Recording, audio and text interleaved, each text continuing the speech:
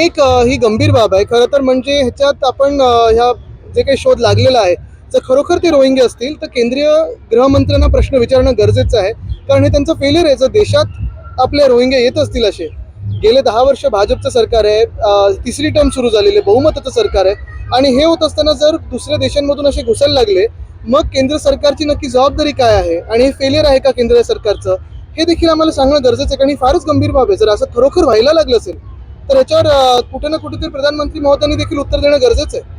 पण एक पाहिलं गेलं की एवढी थम्पिंग मेजॉरिटी मिळाल्यानंतर सुद्धा आता पालकमंत्र्यांचा वाद अजूनही सुरूच आहे आणि तिकडे आरक्षण सुरू आहे. ते ठीक आहे, आता भांडणं तर चालू आहे. त्याच्यात सहपालकमंत्री आता पहिल्यांदा मी ऐकलंय. तर ठीक आहे, खाती फाडून दिलेली आहेत, आता अजून पालकमंत्री पद पण फाडून दिलेलं आहे, त्याचं विभागणी केली आहे. गंमत जम्मत आपण पाहतोय. म्हणजे स्वार्थीपणा किती असावा लोकांमध्ये. बहुमत ईव्हीएमनी दिल्यानंतर देखील स्वार्थीपणा काही जात नाहीये, हे स्पष्ट झालेलं आहे. माहिती काढणं गरजेचं आहे, कारण हे सरकार आपल्याला माहिती आहे बिल्डरांना आश्रय देणार आहे, आणि जर झाडं जळत असतील तर तिथे पुढे काय होणार. म्हणजे जंगल नष्ट करून जंगल नाहीच असं दाखवायचं, आणि मग कधी ना कधी पुढच्या 2-3 वर्षात बिल्डर कोण स्थापित होणार आहे हे पण माहिती लोकांसमोर आली पाहिजे.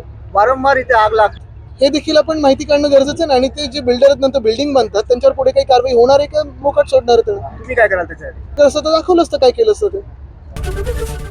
एबीपी माझा, उघडा डोळे बघा नीट.